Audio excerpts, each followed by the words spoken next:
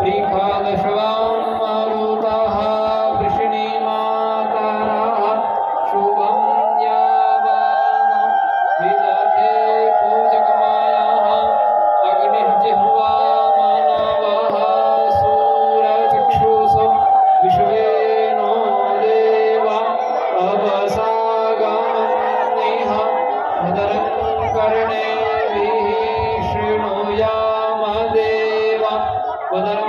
पश्येमाक्षभिर्यजतराः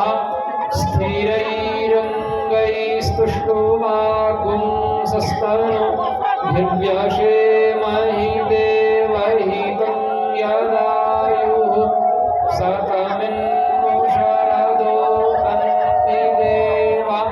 जतरा निश्चकरा जरसन्तनो नाम उतरासो जतरा पीतरो भवन्ति मानो मध्यारीरिखतायुर्गन्तोः आदिर्द्यौरा